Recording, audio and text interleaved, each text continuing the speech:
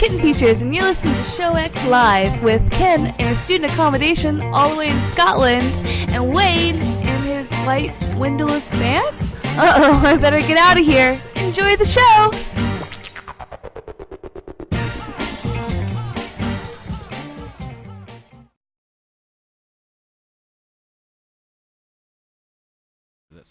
Hello, everybody, and welcome to Show X on VTWProductions.com.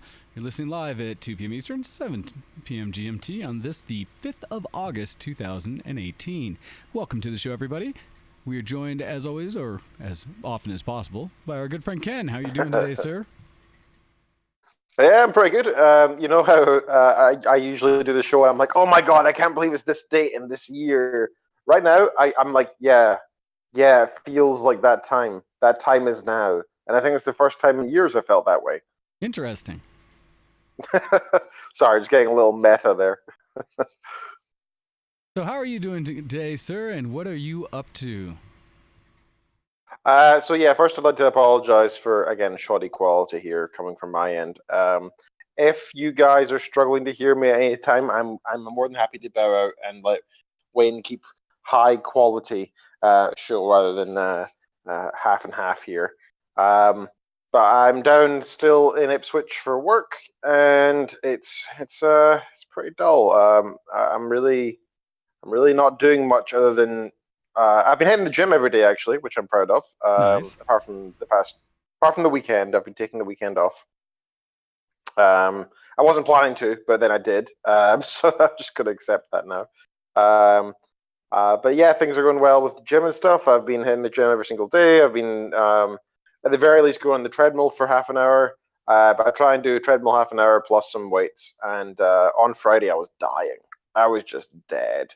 So yesterday, I tried to go to the gym. I managed to do like 12 minutes on the treadmill, and my body was just like, no more, please.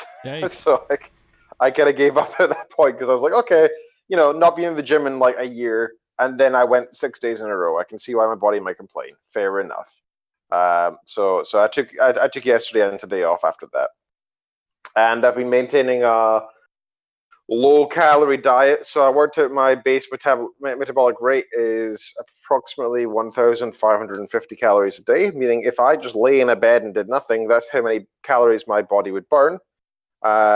So if I do that and some exercise, I can usually fit in about 1,850 calories a day, and stay at the same weight. Normally, I eat like 2,500. I'm pretty sure plus, like no problem. So I've been trying to hit less than 1,850 a day, and I've been mostly successful, apart from the weekend. Through the whole week, I was definitely successful. I've been very good. I've been having fruit for breakfast, salad for lunch, and then I go out for a fairly normal meal. But I might do something like get a pizza, but instead of getting a full-size pizza, I'll go for the like skinny pizza option they have available, which basically means half a pizza and a salad usually. Nice. So yeah, so that's been okay. My health stuff's been ongoing, and I'm glad to be doing something because I don't want to be morbid here, but when you look at yourself in the mirror and you just let everything go, and then you go, that needs fixed. Unfortunately, yes. Yeah, so I'm very proud to say that I have been doing stuff, and I've got 4 weeks of this down here. That's 1 week over as of today. So hopefully 4 weeks of 5 out of 7 day dieting and exercise will have a noticeable effect. 1 whole month is quite a long time to lose weight. I think I can actually probably lose a few pounds, maybe a stone if I do well, and that's my goal, to at least lose some weight over the next month. Nice. Next weekend, I won't be here because I'll be traveling, and so sorry for that. Now, I will be out of town for martial arts thingies, so we will have to either pre-record something or call it a missed weekend next week. We apologize for that. Yes, we do. So yeah, that's pretty much everything I've been up to, I'm afraid to say. That's really it. Let me think. I also went to the cinema yesterday, but I'll talk about that during my Geek Cred section. Today, so the biggest challenge for me being down here is I brought my car this time. Okay. And normally when I bring my car, I'm only here for a week, and that's fine. But I'm here 4 weeks, and that means that I need to have a place to put my car in the evenings, and preferably the weekends in a city, and that's difficult if you don't own like a garage or something. Eesh. So I looked at what was available, and my hotel does allow, parking, but it costs £25 a night, which I wasn't really up Ouch. for, to be honest. I found a nearby car park, which offered the ability to park there overnight, but only if you park there after 6 p.m. and then drive away by 8 a.m. Ew. So that's what I've been doing, because that's pretty much my only choice, to be honest. And so that's been okay. Throughout the week, that's fine, because I basically just work those hours more or less anyway. So that's really not an issue. But once it gets to the weekend, and you're like, I am not working just now. I don't need to go into work. And I need to be away from my hotel from 8 till 6. And there's nothing really nearby, and I don't really want to drive long distances and spend lots of petrol money. So I've been kind of struggling. And so yesterday I basically just sat in a Costa all day, and then I went to the cinema. Okay. And today I sat in a Costa all day, and I also took a trip to the beach and walked around there. And I brought my camera and stuff, but there was nothing of interest to take photos of. I must have taken about 8 photos in total. Like, it was a real struggle. So that was pretty difficult. If everybody's based in England, and preferably the sort of Eastern England, Ipswich area, please do give me any suggestions as to what to do, because weekends are a bit of a struggle just now. But that's everything from me, I'm sad to say. So what have you been up to, sir? Well, I mean, before we let that go, I do want to see if we can't help you out on that, because that sucks. And so I'm looking around because I got online and started looking specifically for best parking apps for the UK. And I'm not sure if this one specifically would help, but there's one that says Appy Parking. So I did do an online search, and I found the best tool available, and I used it in Ipswich, and I looked around. And parking wise, anything else that I do is either free but really far away, or expensive and nearby. So the one that I've got, I think, is probably my best bet without spending money, because I don't think I can claim expenses for parking that's not even for work. Yeah. It's just me. So yeah, it's a bit of a pain. But thank you for looking, though. But it's more just that. It's more just the idea of entertainment. If anybody has any ideas what to do the weekends, Gotcha. Photography stuff would be great. Okay, so yeah, definitely a call out for anyone in the UK that might be able to help Ken out, especially down in you said Ipswich? Yeah, Ipswich area, yeah. Down in Ipswich, things for Ken to do on the weekends as he is working away from home for the next month. So yeah, please, please either tweet him at GoHex on Twitter, or send us an email into ShowX and see what we can do. That is rough to hear, Ken. Yeah. Kuro says, go play Ingress. And yeah, I could do, but that's still... What he means is Pokemon Go. Well, yeah, either or, right? But I don't know. I used to play both of them, right? I used to play Ingress long before Pokemon Go came out, and I also played Pokemon Go for a few months when it came out. And I did pretty well, but I don't know, it's just not very fun for me anymore. I just don't really enjoy it. Oh, that's fair. That is... I like the idea of Ingress. Ingress was cool. It was a cool idea, but I don't know, it's boring now. Yeah, Ingress never quite captured me. I like kind of going to the different nodes and finding places, but mostly because at the time it was just myself playing it, and so I didn't have groups or anything, so I always felt like I wasn't really accomplishing anything whenever I played, and so that's not one that I personally recommend to people, but I know it's still big, it's still out there, and a lot of people enjoy it. So, hopefully. But yeah, that's an option. Yeah, and thanks for the tip, though. That's good. It's a good idea. Very cool. So, shoot. Hopefully you will find something very entertaining, and you'll have much more to talk about the next time we are together. Hopefully. Yeah. So, let's see then, for me to talk about, although I mistakenly did not play this earlier. Dysfunctional Deviations. Officially be talking about nonsense. So, what have I been doing recently? I was trying to make some notes before the show, as I've been kind of busy running around, but hard to track exactly what it is I've been up to. Some of it's been geek, which is nice and good. But the non-geek stuff this week, I've been... Oh, whoops, that was yours. So, mostly, let's see, I've still been trying to stay active. I actually went for a run this morning, although it didn't go as well as I'd hoped. I only went like 2.5 miles or so, and somewhere just after the mile mark, my knee started acting up even with the brace on it. And so I decided to kind of walk it out instead. Thankfully, it didn't lock up as bad as it has in the past, but it definitely didn't feel good running on it. So I kind of walked out, oddly at a pace that was strikingly similar to what my run had been, my jog. So I must have sped walked more than I thought. But finished up making it in time before the show this morning.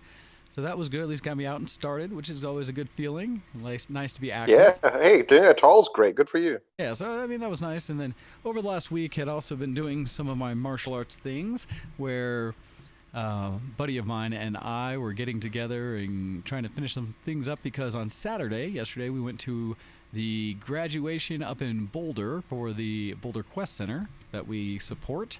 Also in the same martial art as we are doing, and had been asked specifically by our sensei to provide a demo to show the things we've been working on at our level, which was fine, except that it was, I think, the first time we'd ever demoed up at that school. And so it had taken us a bit and kind of thinking, like, what do we want to show? And got through, did it. Actually think we did pretty well. In fact, I may, for the sake of the audience, look to see if the video for it actually came out all right. Let's see. Going to look in real time here to see. Thankfully, our friend Hyde, my student in it as well, came up and did us a favor of filming some of it with my GoPro off to the side. Hey, that's good fun. Yeah, which is nice to be able to see and do. Although I had failed to give her my cord for charging. And in doing so, unfortunately, it was dying right towards the end there. And so it is possible that we might have missed my demo. But we will see. I'm skipping through looking at the video here just to see if maybe, just maybe, it showed up. Oh no. Nice thing is I know she did capture it, but on, if nothing else, on her phone, because it was getting warm and getting low battery. She said it was like at 4%. She started freaking out that it wasn't going to work or not be there long enough, so she backed it up with her camera, which was nice. Oh, here we go. It looks like we do have it. So I may decide to show this for the audience, give a little context for something that don't normally do, because I don't normally want to worry about what I usually don't show a lot with the martial arts stuff, just knowing that it might, people might not understand exactly what's going on with it. But I'll give this a shot. So, unfortunately, Ken, you're not going to be able to really see anything of what's going on. That's all right. But I will describe to the audience what's going and see what they think. And so they'll transition this over to look at the main screen. And here, what you're going to see as I start the video is essentially myself and Mr. Bricks, who I train with, getting together and lining up from the panel. So this is going to be a side shot of our demo, and we specifically focused on a concept of fight distance, which, as we talk about in the art, is Kukan. So we labeled our demo as such, and let everybody know, because all of those of us at the same level were kind of showing some of the same techniques to everyone, or as everyone else. And so they'd all seen some of these same techniques, and we wanted to kind of let people understand what was differentiating what we were doing slightly different than a lot of our peers. And so Mike took the time to kind of explain to the audience that, yes, we're going to show something very specifically that we called just that the theme of ours was Kukan about fight distance, and really showing, especially when you fight with weapons, the kind of distance you need to have. And that's something that I won't say is lost, but is sometimes people miss a little bit of that. And I think it's a lot because we tend to train with very safe weapon like substitutes, either with weapons that are just wooden or such, or with items that are doled in such a way that they are safe. And so that makes sense. What I was showing was essentially initially a stand-up kata, just kind of showing what it is to start with a normal hand-to-hand, and then we transitioned over to what is more of a traditional formal technique, and this one actually being Kasumi. And in Kasumi, it's from a kneeling position where two people who are kind of meeting for a thing. And in this one, though, I come up and having ill intent, and so I attack Michael, and then he takes care of me very quickly.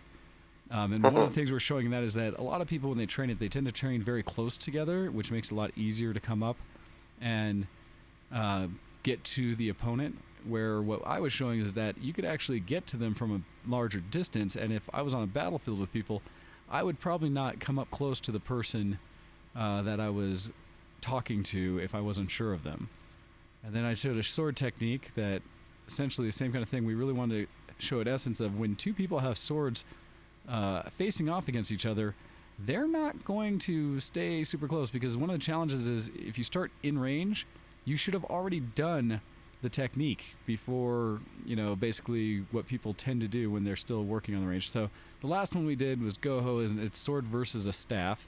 So it's 3-foot razor blade versus a 6-foot staff, and showing the range benefit of the staff and how the swordman can basically run into a situation where they can be held at range with that staff, and that a swordsman has to try to eat up space and get within that range in order to make it effective, and how someone with a bow could then essentially could still deal with it. And so those are kind of the quick techniques we showed. Hopefully people appreciate seeing it, and I'm more than happy to answer other questions about it if they have, if you want to email in or ask, or in the IRC or such. Because I know a lot of times people, especially when they hear about the martial arts and stuff like that, they don't necessarily understand enough, and so when they see some of the techniques, they may have some questions and be unsure of what they saw maybe is valid and stuff like that. So I'm always happy to talk about it. I have a question. I've been training it for about 15 years. Yes. Is this going on YouTube? No, not usually, but maybe. It's one of those things that it's mostly for us to critique ourselves and there's some opportunities that the school may want to share some of what the demos were, and so that some of them might get out. But it's not something I'd initially planned to put there, and so it's something that we can do. And interesting, Hando in the IRC is asking, are Sai really a counter to swords? I will say that I did train in Kung Fu for a while as well, and in that art I got to play with Sai. And when I trained with that, what we had learned, and the interpretation that that school had, was that Sai can be an effective weapon against really any long weapon, including swords. One of the reasons being is because they do have the large prongs off the side that can catch and turn a blade, and actually very effectively can, if you capture with both Sai, can rotate one out of an opponent's grip and thus take their weapon away from them fairly effectively. And a little side note, at least how we talk to Sai, is because they came about as being a weapon that can be hidden, or either a hidden weapon or a combination of a daily tool that can be used as a weapon, one way or the other, depending on how you looked at it. Essentially, it looked and worked very similar to a digging tool that was used in the fields to remove and get under rocks and things like that when clearing fields. And so it was common for a farmer to have these tools, and thus they kind of trained with them to learn how to use them beyond just tools and into weapons, and somewhat shape them. That makes sense, like actually, weapons. Yeah, and that's happened throughout time, that you'll have groups that want to defend themselves, but the ruling body won't allow them to have weapons and such, and thus they find ways to defend themselves or carry things that are more innocuous or people wouldn't expect to be useful in that way. Or maybe even the opposite side of things, they'll start making tools that can also be used as weapons as well. Yeah, exactly. So they'll adapt to kind of multiple ways to deal with that situation. And for me on the side, we used to talk often, if you knew that you're going to combat as something, you'd bring 3 Sai, And the first one, depending on how you're facing off, you'd actually throw at your opponent, especially if they're wielding a blade or something like that, because a large spinning metal, hooked object coming at your face, you're going to react to one way or another. And it could often allow the person with the sai to then close distance while the person is dealing with the thrown sai and bring out their other sai to then deal with them directly. A lot of the stuff I will also say, and this is my opinion about almost all martial arts, is that we often want to romanticize and make what we do seem bigger or more special than it might actually be. And it's not to take away to say that it isn't special, it isn't cool or anything like that, but I've heard throughout all the arts I've trained a lot of stories told about why certain things are the way they are, certain stances, kata, certain specific techniques and how you interact. And what I have come to learn, because everybody wants to say theirs was the best, theirs is theirs is definitely effective in battle versus just being a sport art or things like that. One of the things that I admit or kind of think to when I talk about it myself is that because I've been training as long as I have a lot of skepticism about some stories.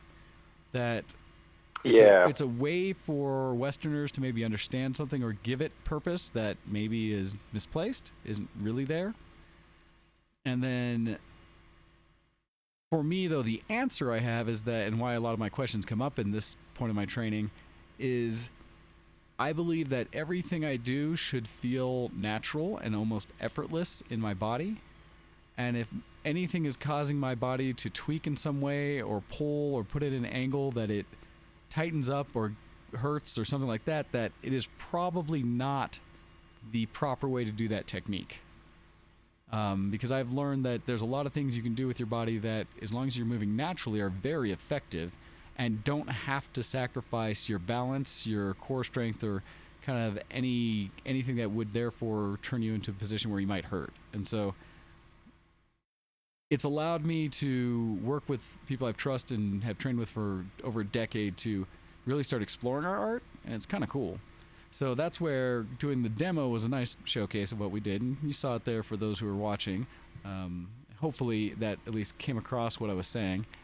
And getting into next week, so I'm leaving on Thursday coming up here to fly out to North Carolina to go to a big event that we go to pretty much every year now called Mountain Quest, where we go train up on private property up on this mountain that's at the same northerly latitude as Mount Togakure in Japan, and similar basically kind of environment to where the arts we study kind of took place initially or were founded. So it's got a neat feel to it, and we're going to spend essentially a whole weekend working on learning different techniques and then refining our skills. So that should be a lot of fun. Plus it's camping, it's all immersed, it's a great time, and you've heard me talk about it before. That's cool. So looking forward to and getting ready to do that next week, which is why no show next week. And then coming back from that, I'm actually going to be doing a lot of different martial arts things here coming up. Because coming back from that, we'll be heading up, the school itself is hosting an event up in the Rocky Mountains, so up in the mountains. And while I won't be attending the entire event because I've been doing enough other things right away, I will be going up to help support, if I can, some of the people who are going to be presented with their next level belts, especially as those who are going to be coming up to my level. And so to help welcome them into the fold, I think we're going to go up there and try to ensure they have a unique and memorable experience and being introduced to the next level of their training. And so we'll be doing something for that. And then the week after that, gosh, what was it the next weekend? I think there was another opportunity for me to do something, but I may try to avoid it. And then coming up on the end of the month, for those who are also keeping track, we'll be doing going out to Atlanta for Dragon Con in the last week of the month. And so the second, maybe not sure yes or no on whether that's going to be a show or not. I will probably bring the mobile rig, but it's going to be very dependent on what is happening at the convention. If there's something I would rather be attending with the 3 hours of showtime versus being on the show. And that's usually dependent on whatever is going on there, if I run into someone or if there's some very specific event that Yeah, of course. I would, it's one of a kind thing for me or something like that. So we'll see. So that's kind of what's coming up on my future calendar and what'll be happening. But yeah, no, if anybody has any questions or wants to know more about the ninja stuffs, just let me know. All right, next up. Cool, thank you for sharing that, Wayne. Yeah, of course. Let's see. Other things I was doing is I also, last night, after getting back from doing our demo, running back because I had to get people back to loved ones and things they needed to accomplish for the day, I was left with kind of an open afternoon, although there's a lot of things I should be doing around the house. And I went out downtown with a couple of my friends from that work with me who like to explore and check out new areas, and was able to go to some areas that used to be like industrial in Denver, but have been completely reclaimed, and now have some very nice so like eateries, urban pubs and exploration stuff. type of thing. A little bit. And, well, we went out and grabbed something to drink and something. Actually, it was almost like an entire day of, because they started at 3. I ended up getting there about 3:30, and I didn't get home until like midnight from being out with them. But it was really great because it wasn't like a drunk fest or anything, but we actually went to, 3 different locations, 3 different venues, and had drinks at each. Nice. And some things to eat and such, and just kind of hung out and talked the whole time. It was really quite pleasant. And the place we started was, what was it called? It was Zeppelin Station, and it was actually a location that's right next to a train stop. And in doing so, it's meant to be a place that you can hang out before jumping on a train or public transportation or something like that, which is pretty neat because they have the schedule up and such. But in that venue, they have a bar right in the front where you kind of come in, but then they also have a setting of different stores, some of which are actually like clothing shops, little boutiques, things like that, as well as some eateries around like Indian food and some they had a Korean place, a gelato bar, like all these little just kind of boutique type food locations as well. So you could just hang out there, grab something to eat, grab something to drink, and kind of enjoy the day. And so we hung out there for quite a while. It was like the perfect afternoon of it where the temperature was just cool enough, even though it's been really hot in Denver for a while. It was just cool enough to kind of chill. And we got rounds and rounds of drinks as we sat there and chatted and tried different things. It was really pleasant. And then eventually, after it was already getting dark, we headed over to, it was a pub that I've seen a few times before. Or a brewery, sorry. And their logo is a Yeti, but I'm trying to remember the name of the actual one.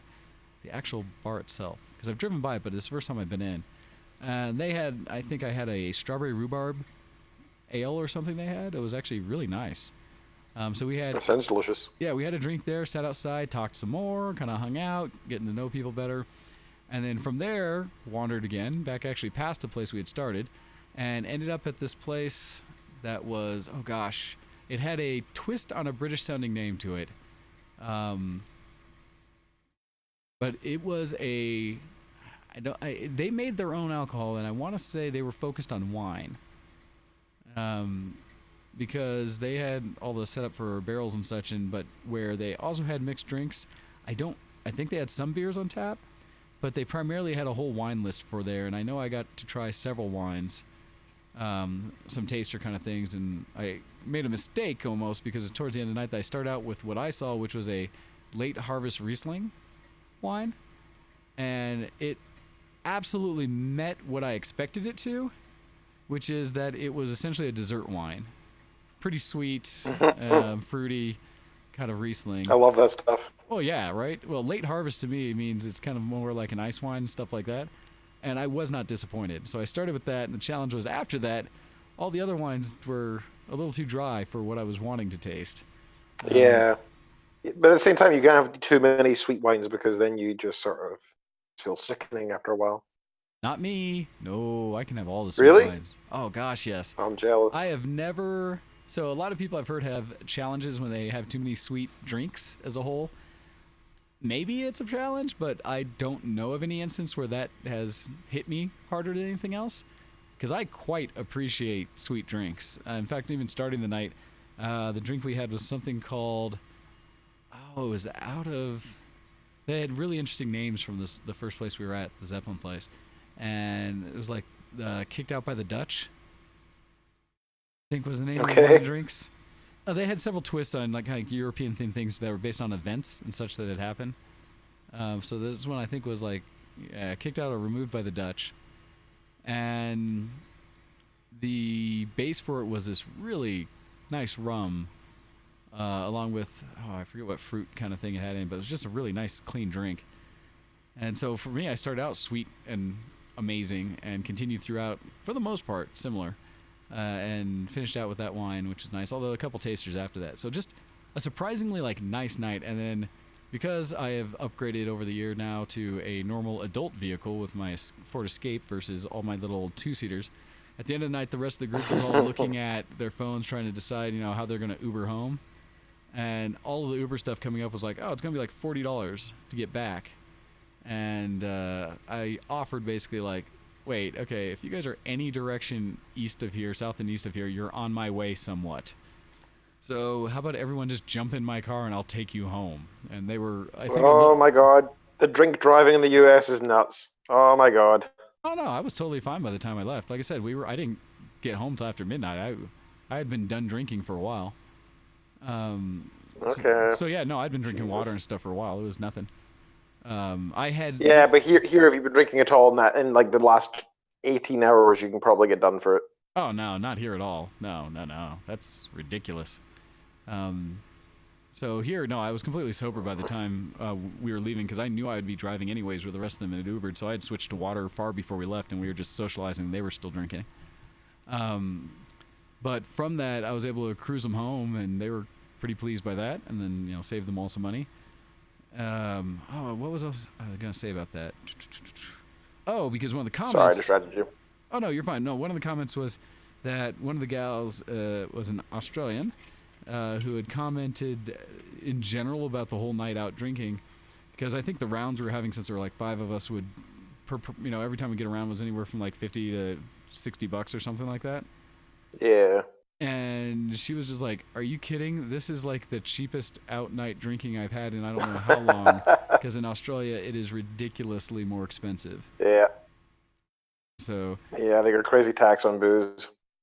Yeah, no, it sounds crazy, because for us, I think Denver is actually pretty dang expensive for drinks compared to a lot of places I've gone, because we can get, the average mixed drink we were getting last night were anywhere from $7 to $10 a drink.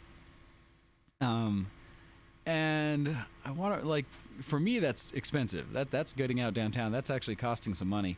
Yeah, that's pretty expensive, I think. Well, so I say this also because my brother used to talk to me, my younger brother, Earthweaver, used to talk to me a lot about when he was bartending and such, and being out in Nebraska, the once or twice I've gone out drinking with him there, I think drinks cost on average of $2 to $5. Like a good mixed drink was $5, and beers were like $1.50 to maybe $3 at the worst.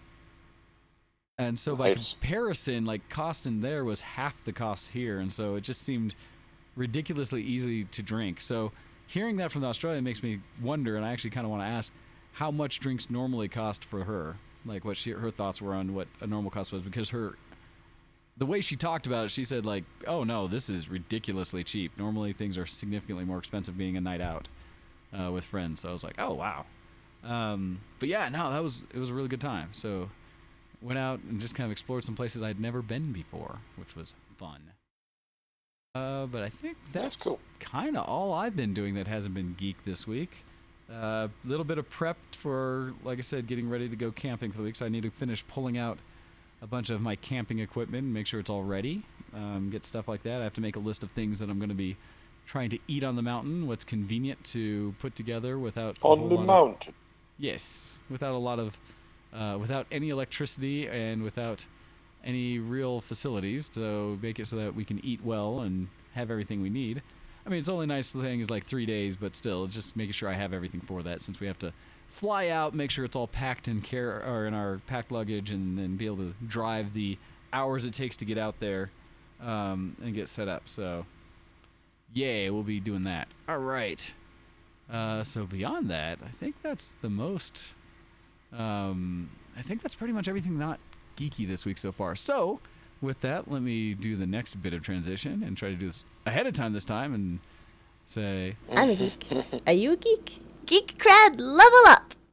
And turn over to you, Ken, to talk about your Geek Cred, as I am going to step away from the mic for a second to go check my 3D printer, because I am trying to, one of the things I'll talk about more is I'm trying to print with flexible filament right now, and oh, the challenges. So just a second, you go ahead, Ken, keep them entertained. I'll be right back, just looking. Yep, can do. So I went and saw Ant-Man last night, the new Ant-Man. Now, I hadn't seen this advertised at all, and I honestly had no idea it was even coming out. So it was kind of when I looked up what was on at the cinema, it was kind of a shock to me to see that it was there. But I don't believe it hit so big in the UK. I think it was kind of seen as a bit of a dull version of the normal Marvel films. So I don't think anybody was particularly excited about it. That being said, I quite enjoyed it. I mean, like as I explained to my wife as to how I see these things, it's kind of any normal film has its own scale of 0 to 10. Then you have the Marvel films, which are all above 10 anyway, and so, or sorry, above 9 anyway, 9 and above. Like you're saying, all so Marvel films have been 9 and above, or? Yeah, so you kind of need to have like a Marvel scale, right? So a Marvel scale is still like 0 to 10, but it's all already known to be above 9 on the normal scale, right? So on the Marvel scale, I would give Ant-Man probably like a 6. Like, it wasn't that great compared to the other ones. It was enjoyable, but it wasn't that great. But still, like, it's such a well-made movie, and it's got perfect amounts of humor mixed with serious parts, and character development's good, and good music track, yada yada yada yada. There's just nothing really to complain about. It just wasn't as good as the other really good things. The one part that I really enjoyed, and I really can't talk about because it's the biggest spoiler. I'll just say that everybody knows that after the credits, there's an extra scene, and normally it's all right. It's okay. It's usually a hint as to what's to come or whatever. Okay. I would say that's probably the best after credits scene I've ever seen of a Marvel film, and it's probably the best part of the whole film. Interesting. Now wait, which one was this? Just so I can catch references. I was walked away. Was this Ant-Man 2? Yeah, Wasp and Ant-Man. Yeah. Interesting. Yeah, it was after credit scenes was awesome. So nice. I recommend that. That's on my list of things I need to check out, because I enjoyed the first Ant-Man a lot. I thought it was great and fun for me, and I've also been someone that I've enjoyed pretty much all the Marvel movies to most degrees, and I can understand to a degree what you're saying about the scale, although I will say some are better than others. So no, that's actually really interesting to hear. So okay, after credit scene you said it's amazing, or like the best part, and so with that in mind, I don't know if I caught, what was your general impression of the overall movie? Was it just it was fun? good. Like, I know for me, Ant-Man. Yeah, it was fun. It was fun. It was a nice mix of humor and seriousness. It was just enjoyable. It was good. Okay, because the humor part's something that I think's important in those movies, just because it's a different. I think that's what the Ant-Man movies are about, in a lot of ways. I think they own that, and so yeah. Yeah, they do. But I don't know. There was a couple of scenes that were really like, okay, so I can talk about this because it's in the trailer. I think there's like 2 scenes in the film where instead of doing the blaster, which makes everything shrink, they have the blaster that makes something get bigger. They use that on a couple of items, and it's in the trailer. And those are great scenes, right? Like, so they have like a Hello Kitty Pez that they size up and throw at somebody. Yep. Yeah, and the salt shaker as well, which blocks everybody inside the restaurant, and that's pretty cool. Like, those are great. Those are great bits. That really makes you like think, wow, the idea of combat has really changed, and when you think of it, when you change the scale of things like that. Oh no, that's one of those brilliant things, because it's being creative with what's available and around you, and I think that's super cool and a great way they apply it.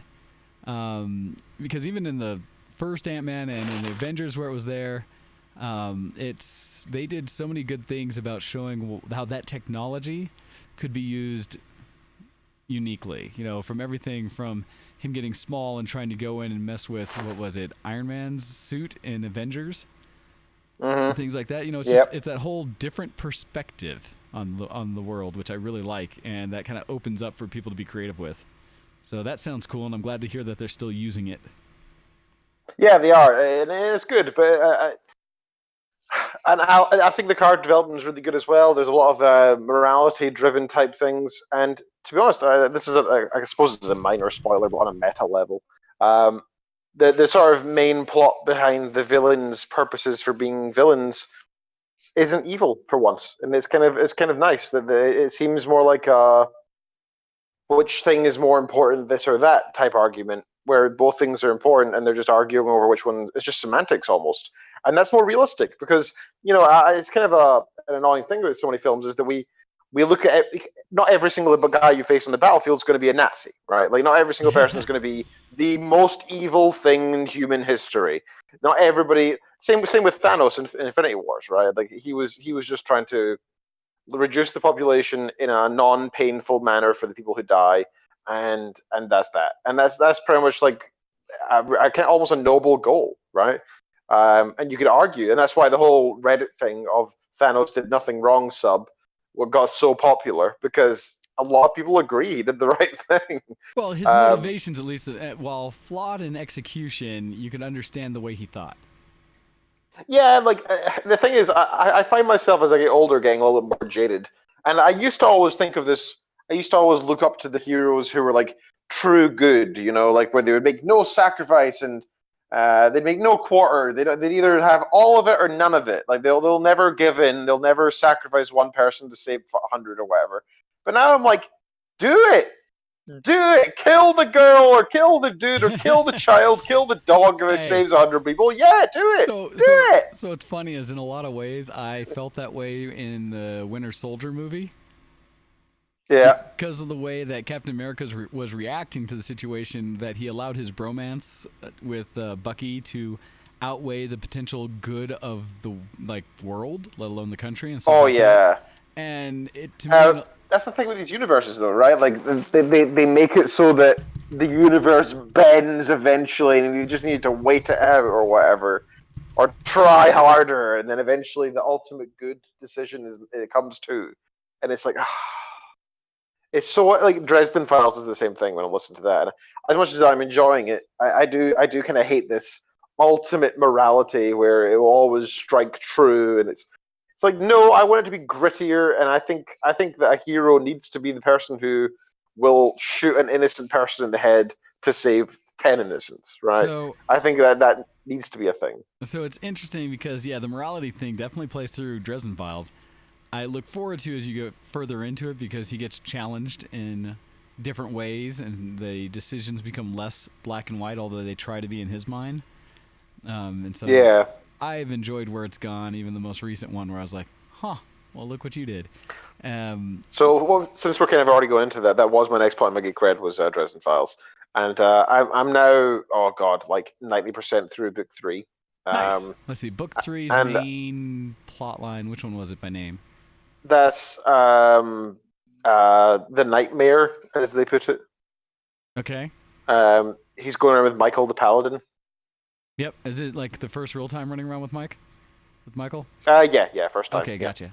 I wasn't sure there's another time, so that's why I brought it up.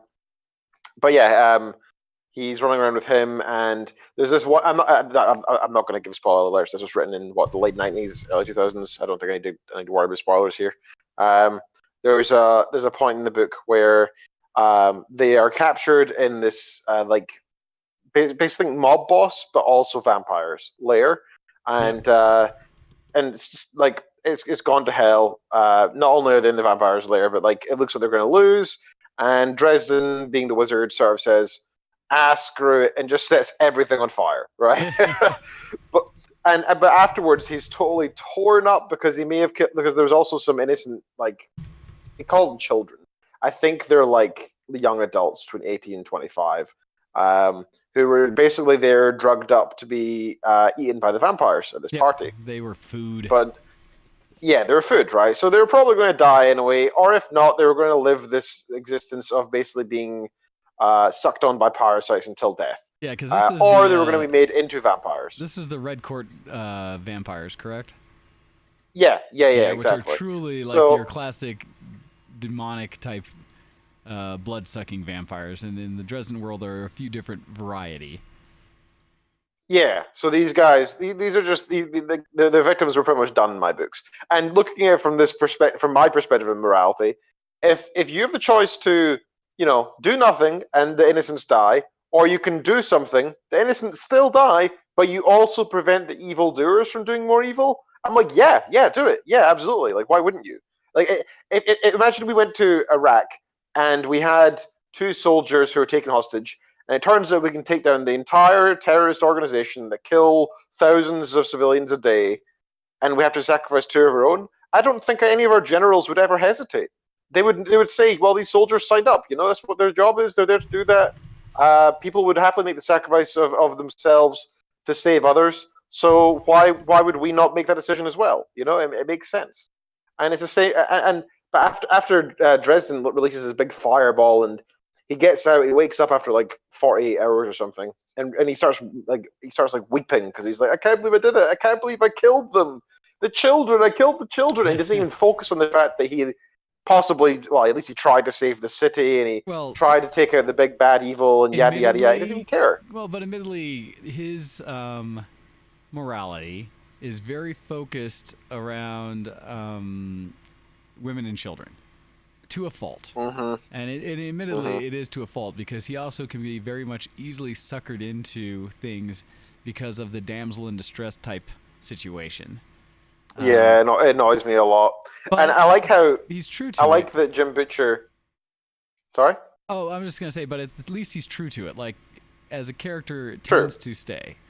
That tends to... And it's not as if it's not highlighted by the author, right? Yeah. Like, Jim Butcher does specifically keep saying, this is a problem, this is not good. Yeah. And he makes all the female characters that he acts this way to call him a chauvinist pig. And this is in the early 2000s, yeah. so it's not as if this is like a modern take on this feminist idea of like the men are not there to do this. This is a good 15, 20 years ago, where that was more of the norm, I would say, back then, for that kind of you should still act like a gentleman to an extent, and that kind of mindset is, at least to an extent, still in society. So the fact that Jim Butcher kind of says that Dresden's kind of at fault here repeatedly is good, but it still annoys the piss out of me that he keeps doing this. And what annoys me more about Dresden, sorry, I'm only talking about the bad things. Oh, no, here. you're fine. This is a good discussion. I quite enjoy the series. In fact, I just ordered the last two books because I had finished everything that I had, the ones you gave me as well. Oh, nice. And so I'm on the last two books he has, and now that I know his situation where his home life and everything is settled down and things, I am hoping that the book he's currently writing is the next Dresden. So that I didn't know that. I don't really know anything that's going on with him, to be honest. Oh, nothing bad. It's just, nothing bad. It was just more he had been working on some projects and stuff, and now that that's all kind of gotten settled, it's I've seen him post a few things about being in the right mind space and the right kind of environment to really be able to be creative. And so I understand that. I get that. Because he basically said, yes, he's right. He's been having more progress on writing. So I have not yet asked him when I've seen him, like, so what are you writing? Which one are you working on? But there's been a temptation now that I'm getting to the end of this series of like, hey. Good for you for holding back. I bet he does not want to go to a party or whatever and get asked questions about work, Yeah, no. Good for you. No, he's fun. He's a good guy. I'm actually really contemplating trying to go LARPing with his group at some point. Oh, that'd be cool. Yeah. It'd be interesting. I'm not sure. I often feel like I'm not geek enough to LARP, which I know sounds weird. Yeah, no, I get it. I'm the same, man. Well, even people on the show have called me out in the past saying, "What? How are you not geek enough for something?" And it's more of I don't feel like necessarily I have the creative chops to, on the fly, you say that, do what I would need to do to be able to maintain character and such, and some of the things I see them do. I'm sure you would. But besides, to me, cosplay and LARPing is kind of on the same level of geek, right? So, because it's all about the effort and time you put into it. And if you can do it with cosplay, you can do it with LARPing. Well, you say that, but there's a difference in being able to create something over time to present it and being a character that you're able to play the part of and on the fly be able to be creative enough to react to the situations being presented and stay in character and all of that. And to me, that's a bit more difficult. Being that good storyteller on the fly. It's even to a discussion where I have actually given my buddy John Wasik, the author, some crap on occasion because while I think he's a talented author, when we've done some on-the-fly gaming and things like doing, not just, what was it, Cards Against Humanity is one thing, but when we play some of these games where you kind of have to come up with something right on the fly, it's interesting to see him struggle with that because he's the kind who his creativity comes to him more sit down and, take some time and have it flow versus being able to ad hoc come up with something and just start, coming up with an amazing story. It's a very different talent. And so that was something that, at least for me, I don't know if I have the ability to come up on the fly. If I'm the expert in something and I know all about it, I can talk forever. People have definitely experienced that. Heck, it's like this show that we can talk for 2 hours at a time every Sunday on, coming up with stuff on the fly. But, stuff at like my workplace and things, I can talk forever about work. In fact, I had an opportunity where I was taking some people on a quick tour of an area, and I was told to fill up some time, and normally if I get through there, it would take me like maybe 15, 20 minutes to talk about something, and somehow I ended up doing an hour and a half. And my boss was even like, good job. Because, one of the things that we had scheduled had been canceled, so I had to fill up more time. But anyhow, so yeah, that's just, in general, I'm always concerned with the idea, but maybe I'll try to check out LARPing at some point. It just, scares me. Sorry, I was off track there more than a little bit as we were talking about Dresden Files and things. Don't worry. I can't really hear you though because you're super robot to me. Do I sound okay? You sound fine. You are thumbs up good. Okay. I tried disconnecting twice, but you sound super robot to me. I didn't really understand anything you said. Okay, so it actually. So how about I just finish up my Geek Cred just now, since I seem to be okay, and then we can try and fix it over the break. Sounds good. Okay. So yeah, I was thinking with Dresden Files, and the other thing that annoys me, what was it again? So I said about the fact that his kind of misogynistic main character. It's the fact that it's that, but more so. So the Murphy is this police. I wouldn't say chief. She's like she's the head of this special investigations unit in the police in Chicago. She basically pays Dresden his main income to help out the police and solve crimes that are supernaturally related and stuff. And you can imagine all the sort of isms with that, right? So people don't believe it, and some of the cops struggle with the concepts, and they're getting looked into from higher ups as to why they exist, etc., etc., etc. Right? All that stuff's going on. But Murphy is this super cute, super attractive, 5-foot blonde, who basically looks like the sweet cheerleader type, but is actually a super badass. And I like that about her. I think that's great. I think it's great that Dresden sees her as this cute small thing in this vaguely misogynistic way. That's the first thing he sees. But then, secondly, on top of that, he does realize that she could probably kick his ass, and does frequently, actually, which I like. What annoys me is that there are times, for example, at the end of the second book, where Dresden is sitting there doing a spell. There's something floating in front of his face or something, right? And she's shouting at him to get down on the ground or something, and he doesn't do it. And she's screaming at him to get down, whatever you're doing, Dresden, it doesn't matter, get down. So it turns out she's trying to shoot somebody behind him was the whole thing, right? But the thing that annoys me is that she doesn't think that his wizardy thing that he's doing, that's clearly taking a lot of effort, and is a wizardy thing that she doesn't understand at all, but she's such an arrogant woman. She just she has no understanding of what is happening. He's about to save the day. He's worked out how to kill the big bad. She's about to try and save him from behind, but she's not sure if she can get the shot off. But she thinks that saving him is more important than him killing the big bad, which is not, right? If he dies, that's even he says during that sort of monologue as it's going on, he says in his thoughts that if he dies right now, he doesn't mind so long as he takes out the big bad, right? So it's kind of established that that's the only thing that matters.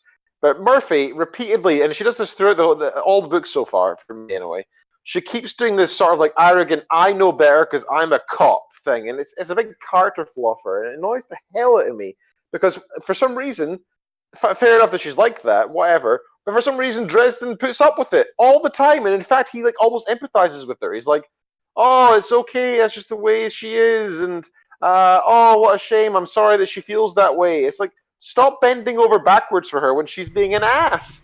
Just do like you're the wizard and you know what you're doing. Don't just bend over because she's a woman. You're being like that's misogynistic, right? You're assuming that because she's a woman, you need to do this. If it was a dude, you'd be calling him an arrogant ass. Why are you treating her different because she's a woman? Just treat her like the police person who's a bit of an idiot when it comes to mystical stuff that she is, because she is, right? Repeatedly shows that she is that. And so that's all. That keeps annoying me again and again. There's scenes over and over where she's arrogantly trying to go forward with just a pistol or something, and he's like, "Mirth, that won't work. You're going to die." And she's like, "Bah! I'm a cop. I do things. I must do it because I'm a cop. Bah!" And he's like, "Oh, I get it. She's so right." And I'm like, "She's not. What are you doing? Don't agree with her, idiot." So that's my Dresden spiel. The last thing I want to say before I end that is, because I know that was all quite negative. I am thoroughly enjoying it. Right, I don't want to be such a negative Nancy. I am really enjoying it. It's lots of fun. Some of the stuff is less detective-y. Like, it's not always a secret what happens. A lot of the time, it's just character flaws. Like, it's kind of sometimes it's explained to the reader what the kind of plot is. But then the characters are kind of fumbling along trying to work it out because they can't get past it due to their own flaws. And that's kind of nice sometimes. It's a nice change on the general detective genre, which is just, we caught you out. It's actually this person you thought was dead is the big baddie or whatever. But no, sometimes it's obvious that that's the case, like halfway through the book. But then it just takes a long time for the main character to get there because they're too busy dealing with other stuff or they're in too much pain or whatever. So it's very enjoyable. I do recommend reading it. If you like fantasy, like detective, go check it out. And I didn't actually know, Wayne, that you read through those other books so quickly. I'm glad you enjoyed them. I have really liked the series. Have been enjoying the heck out of them. So yes, I have, and I very much appreciate that you helped me along with that. All right, I can't hear you at all because you're so rubbity, but I'll take by the fact I don't hear anything that you finished speaking. Well, okay, real quick, let me try to disconnect or reconnect on my end, and I will try to come back. So let's see. Leave the call. So I just tried to kill and restart my end of Discord. See if that I heard the word restart in there between all the but no luck. Still not. That is terrible to hear. But at least, hopefully on the back end, everybody else is hearing us fine. I know... Yeah. Oh, okay, it seems like everyone else is good, so we'll continue with that. But yes, go ahead, Ken. You continue with finishing up yours. That was my Geek Cred done, more or less, I think. We can probably go to the break and try to fix this. Yes, we shall, and we'll have to try to figure out on our end, so... Time for a break. We're going to play a song here because there's been a lot of news going on recently for World of Warcraft and the upcoming expansion and War of Azeroth or such. I figured we'd go back in the day and I'd play a little something from our favorite brewmaster, the Brew Guy, and this one being Doing the Troll Dance. So a little shout out back in the day for all of you good old-fashioned WC Radio type fans. So hopefully you will enjoy this, and we will see you in about 4 minutes. So with that, you're listening to Show X on VTWProductions.com, and we will be back right after this. Send in your emails to showx@vtwproductions.com. Hey everybody, you got your disco shoes on? Man, I hope not. Oh well, here we go!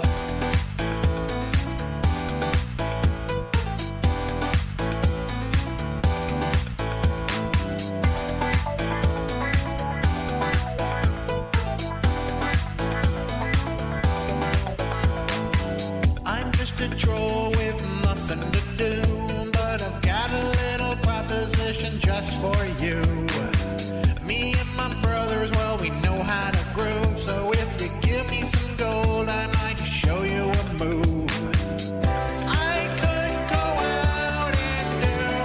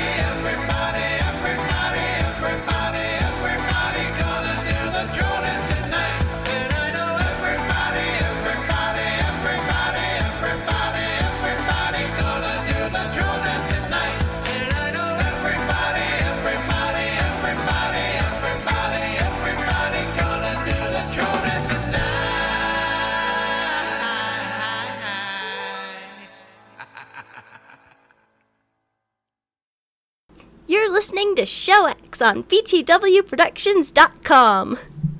Goodbye. See you next zombie. Good night. I forgot.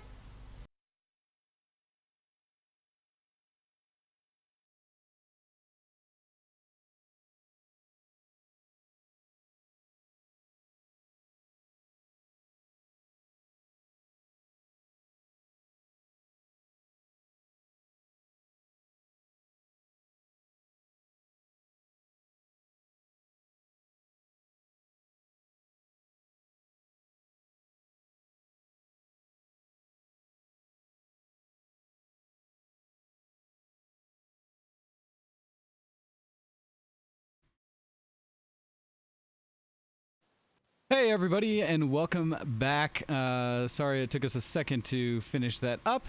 Wanted to try and switch things over so that we could pull a Ken in via Skype this time to hopefully help his ability to hear me. Since we're hearing him just fine, it's apparently just my upload to him somewhere in there is getting all the garbled. So we will try to continue like this. Sorry for the little bit of silence there as we were turning that over. So continuing on, did we have any more geek from you? You said that was the end of your Geek Cred, correct, Ken? Yeah, that's everything from me, I think. Then I'm scouring my mind trying to think of stuff. Yep, that's everything. All right, so yeah, sorry everybody. So yeah, as I'm looking into the notes there, it wasn't off that long, you guys. Why do you complain so much? It was what, 30 seconds? Come on. So my Geek Cred is mostly, I guess, talking about some 3D. What did I do? Any gaming? I did play a late ARAM one night as I was in the midst of 3D print things that I've been trying to work on. I had to stay up late because was trying to process 3D print, and actually it's behind me and can be seen. I may go grab it. I noticed that I had a lingering setting in my slicing software, which unfortunately basically led to more challenge than I would have liked. I was working on a project for a friend of mine that I recently actually delivered something to.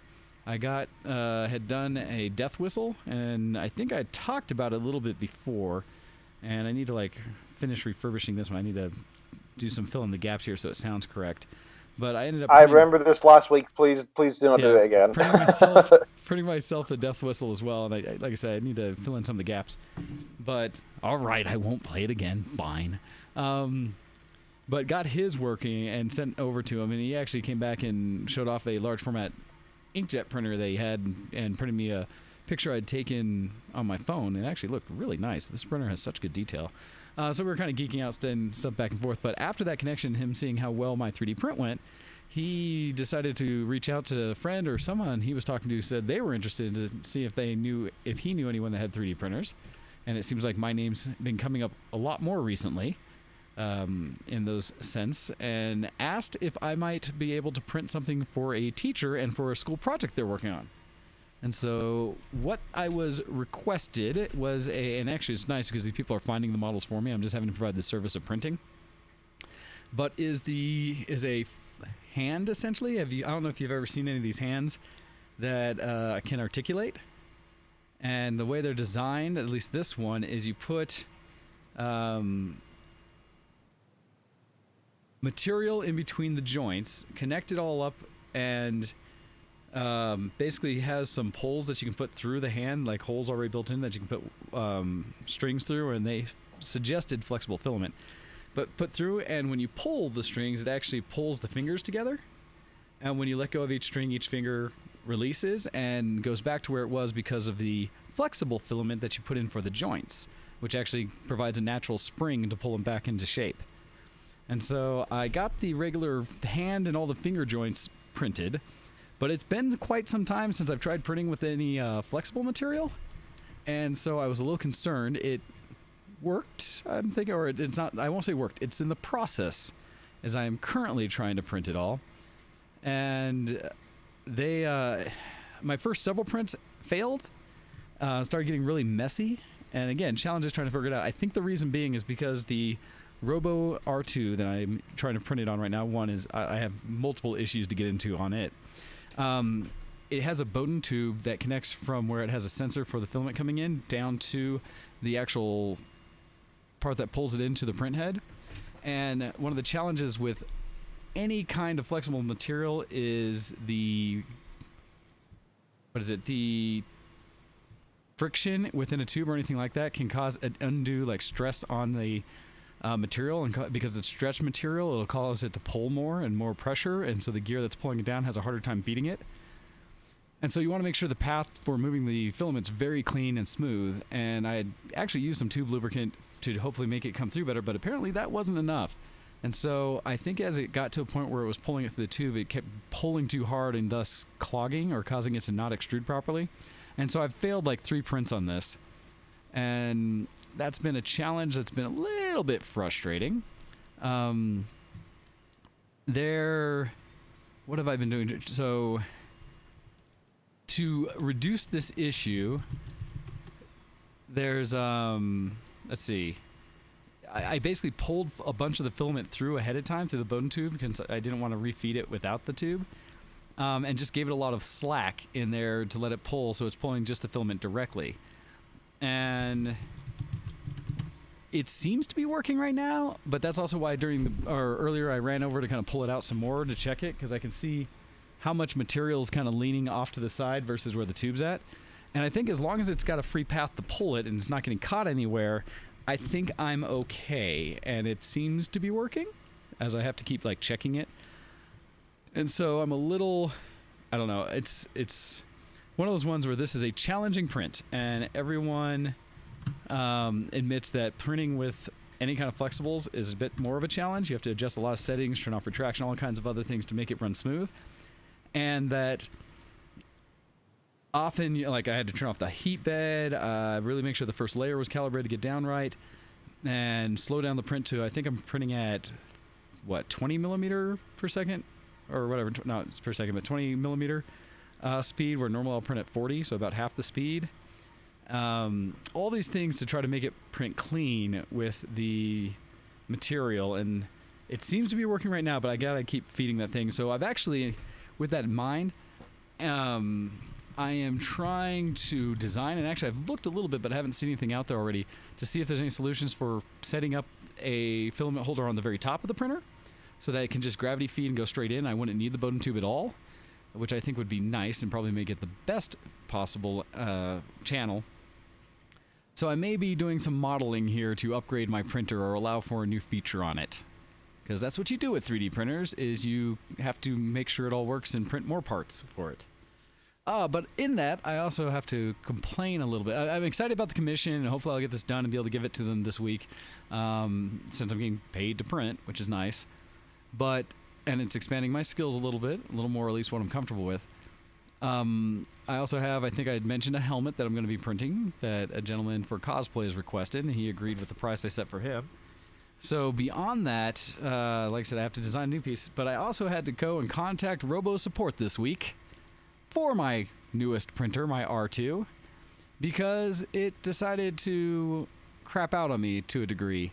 And it sucks because this is a problem I've run into before in a way, and that is that the my hotbed essentially started not heating. Or no, it'd heat, but I'd get an error every time it started printing. After like just a minute or two into the print, I would get an error saying that the hothead couldn't maintain temperature, the hotbed. And researched it online with a bunch of settings and things, and I don't know why this was happening. This used to be an issue when we had the original design that had pogo pins. If people remember, it was where those little compression pins that would make a connection to the board, but then eventually the springs in them over heat would wear out, and then the pin connections would fail. And so that got replaced by having a direct connection wire that plugged directly into the board, into the bed, and so it was fine for a while. But this time it was giving me the same error, but I don't see where that could be an issue. So finally, I disassembled the hotbed and started looking at it, and no question, there was a failure. In fact, there had to have been some kind of voltage issue or heating issue where the connector basically melted partially between the bed and the cable, and it got so hot that the middle two pins corroded, and I don't know if they arced or anything, but bubbled out the plastic on the actual plug that goes in. So that would be why there's issues. Like, it was still heating up, but there's something in there that's causing it to truly fail as it tries to come through, and I'm not sure what those specific wires are doing, although I'm pretty sure they're split as part of the heating element, not the thermistor that measures the temperature. So I talked to Robo Support and was like, hey, so this failed. And the nice gentleman that eventually got back to me was like, oh, hey, we know you. Your printer's more than a year old. It's out of warranty. And it's supposed to you're supposed to go a year or 3 incidents, whichever is sooner. And I had it over a year, and apparently 7 incidents reported and warranted on my printer. So they didn't want to help me, and instead said they would be referencing me over to the purchase department so I could buy all new parts for essentially $90 plus shipping. Wow, that's annoying. It is, and I don't know how to feel about it completely, because, I mean, I supported the Kickstarter and got one of the first ones and was like, hey, maybe, I should get some concession for them delivering a product that no question had a lot of issues in the design that we as Kickstarters found out for them so they could build a better product. And so I never felt too bad. I thought it was appropriate that they were giving me, enough replacements and stuff to keep things going. I thought that was completely how it should work. And so now that I finally ran out of that, I guess I'm just feeling a little bit of that, like, well, crap, now it's on me, or I don't know. But I was hoping they might still support and be like, yeah, our bad. Shouldn't have designed something that might melt down in your house. Maybe we'll send you a new piece. But they're not. So this one's going to be on me, and I'm going to have to replace it myself, and yay. But hopefully with that and about the other dozen things I need to tweak on it, it'll eventually be solid, and I'll be able to print with it consistently. So we'll see. But right now, that was grr. And so, yeah, that's another challenge. Let's see what else has been going on with the 3D printing, because that's been the most of what I've been doing. On my other printer, I tried to print the flexible on my R1.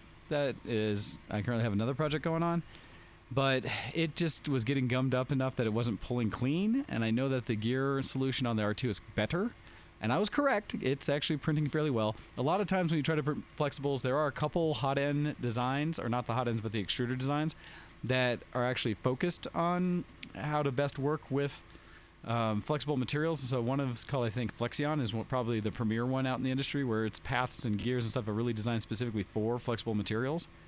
And so there's a point where I was thinking maybe I would upgrade my oldest printer, my original Kickstarter R1, with a Flexion, just so it is designed specifically for flexibles. But we'll see. That's just a thought I'd had at one point, because flexibles do allow for some interesting prints and things to do with. But yeah, so nice thing is I think I got it working. I think I understand what's going on, and so hopefully this project will finish, and I can start working on some other commissions and things I have, as well as some personal projects I want to get done that are some bigger, more exciting kind of costume piece things I want to do. So 3D printing has been taking up a lot of my time recently. But when I was dealing with that and was monitoring the first part of the print, yesterday? Or was it last night? Night before? I forget when it was, but I ended up staying much later. It must have been the night before, because I was staying up much later than I really wanted to. And to wait for it to... What was I waiting for it to do? Oh, while I was printing the hand, I ran into an issue where my slicing software, I'd also learned a technique to print out a test print for different types of filaments. Because I've run into an issue where certain filaments print at very different temperatures, and some of them aren't what's advertised on the packaging, especially not the best one for that print. And so they've got this print tower you can do that. Actually, you can change the temperature, and I learned how to do this in the Cura software, per however many layers or height of it. And so in changing the temperature, you can actually kind of print this tower to let you see what is the optimal temperature for this filament. And so I was working on that and had gotten a few of those to print, and that's nice and going. And then when I switched to this other project, I didn't realize that the hacks or the special settings you put in there, the scripts to make it do that, maintained when I switched over to a different print. And so then I started printing this taller project, and it started doing the same thing where it was stepping down temperatures as it got higher. And eventually it got to a point where it was too cool for the material I was trying to print the actual project with, and thus it started separating.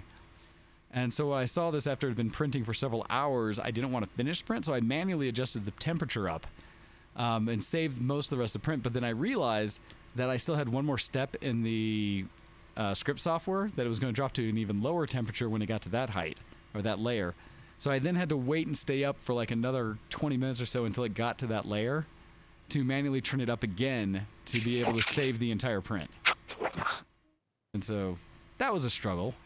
But I used that time to play some League of Legends and do an ARAM, which was actually quite fun. In the ARAM, I played as Blitzcrank, and I hadn't played Blitz for a while, and thankfully he's a champ that I think has not received a rework ever. I don't know if he's ever received a major update in the entire life of that champ. So it means I can play him like I always have. And I actually did surprisingly well. Like, I am no champ at Blitzcrank, but I did a serviceable one and felt quite proud of myself for at least how well I did contribute. Got some good kills in there where it was even just the punch of the arm shooting out to kill a guy because they're low enough health.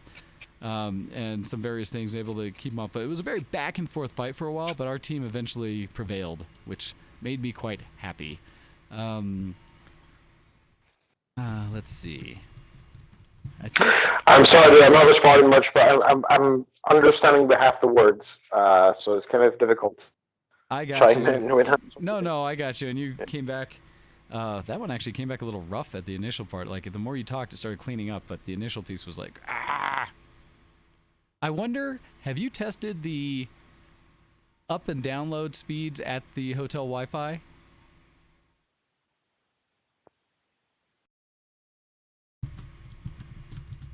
Oh, I think Ken gave up or left us at that, or maybe Skype said, nope, I'm done, not going to try it.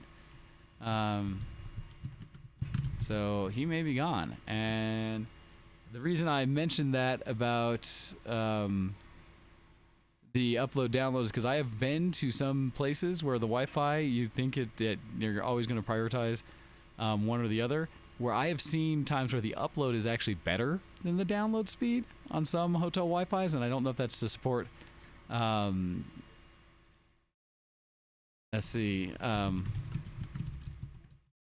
support like business people who are trying to upload files and stuff, and maybe that's why we're hearing Ken so well versus the download, where they don't want people downloading and streaming a bunch of things. They're like, no, use our own things.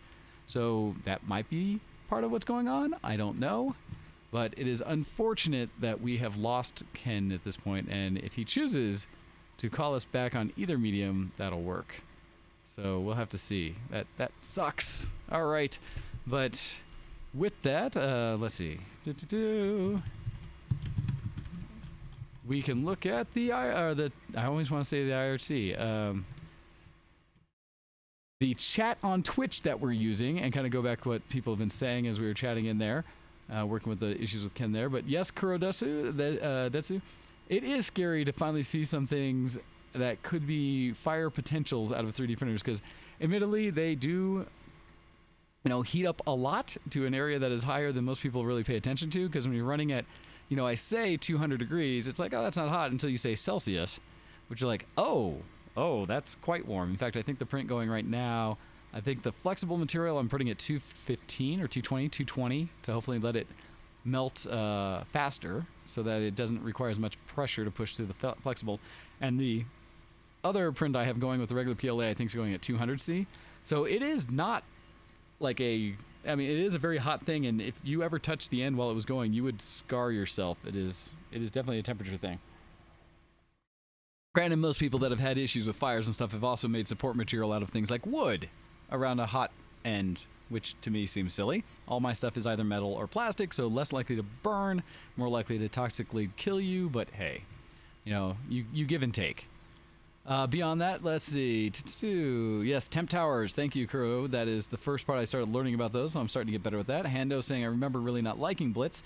My challenge with Blitz, especially in regular Summoner's Rift, was always that I don't think I was good enough to be able to play the proper, support that Blitz normally requires, or that people want out of a Blitz. And so in ARAM it's fine, because you pull them into the group, everybody jumps on them, somebody dies. So in ARAM it works great.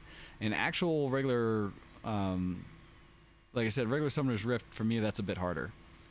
But I enjoyed it. Gosh, it was just, I got enough pulls to be happy. I didn't get them all, but enough to be happy.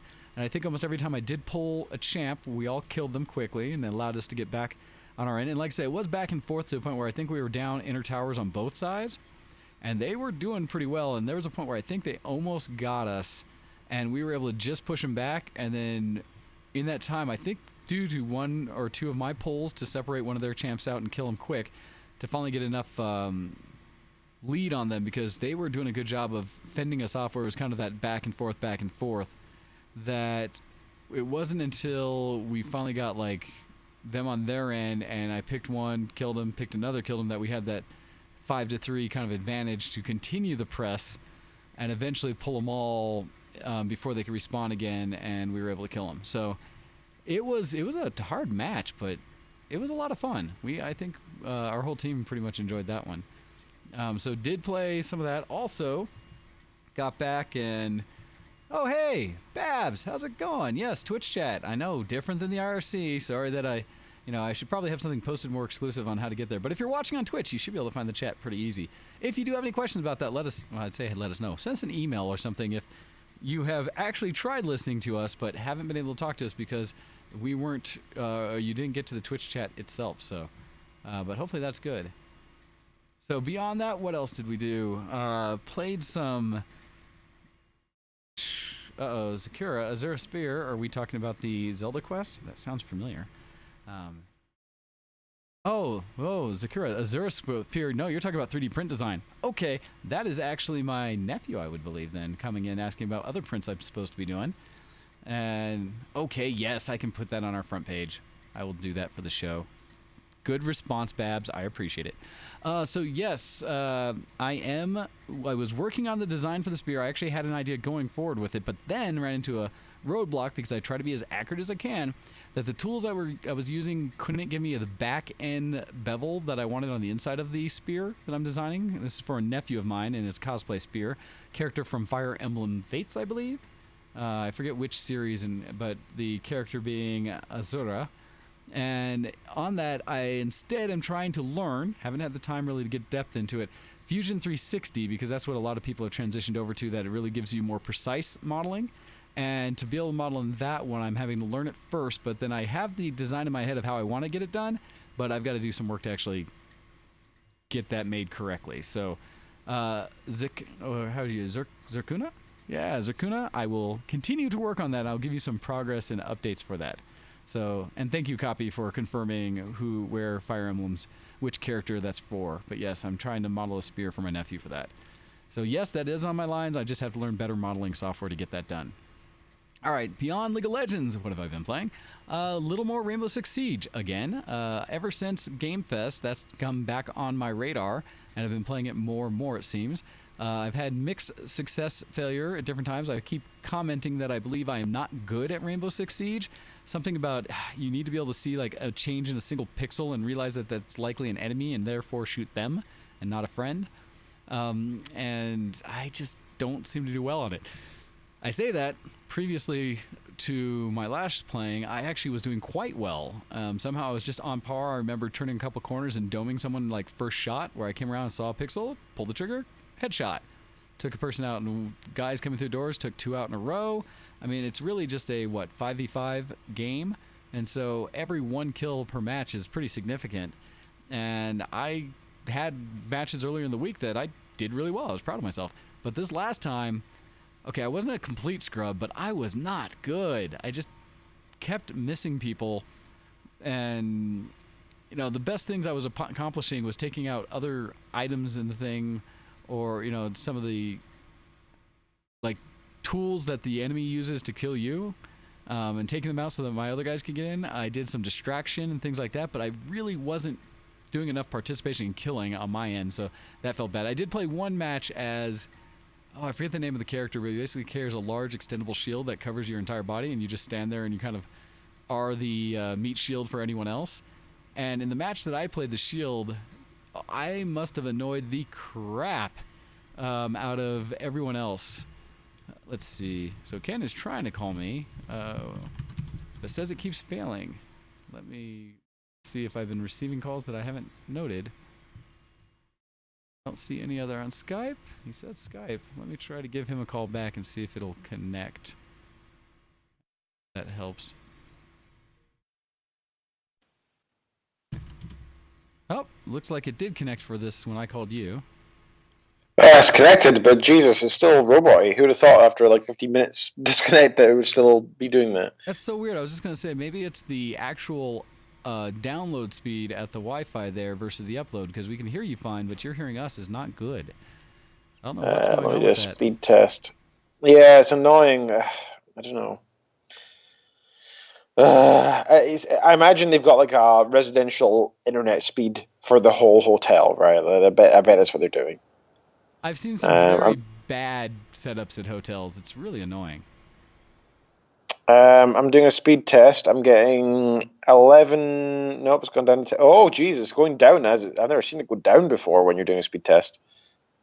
It's struggling to find out, actually. Yeah, let's say 11 meg down. And upload is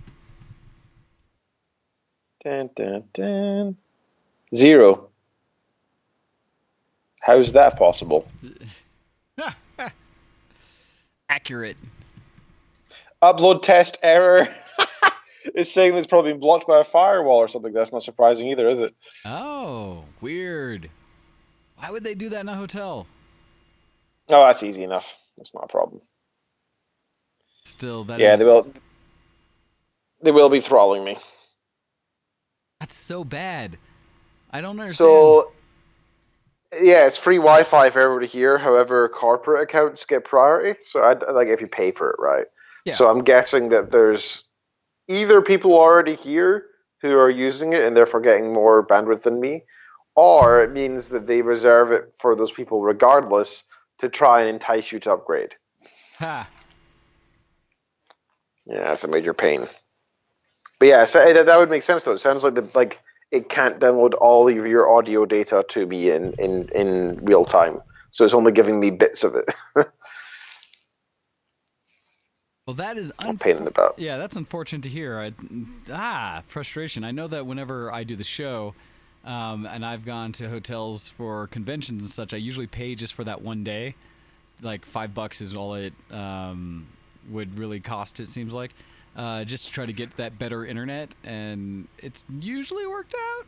But I've had a few times. All right, I'll look into that. I'll look into that for 2 weeks' time, for when we're back. So there's one more time I'll be doing this from the hotel. Yeah, it's just something I've looked into at times where it's helped, and we've had some struggles because hotel Wi-Fi and podcasting. At some point, I may look into, and I've thought about this for some while, getting a separate Wi-Fi thing, a standalone Wi-Fi hotspot that I could count on for unlimited, and turn it on. Those months where I might be out and about, just so I don't have to rely on anyone else's. Yeah, I didn't really understand what you just said. The struggle. Oh, that's painful. I think it might be either. Okay, how about are we in Geek Cred now? Oh, sorry, are we in Geekoscope now? We can transition in there, and basically I was done talking about the things I've been doing. So yes, let me play. Okay. Let me play the thing, and then yes, we will be.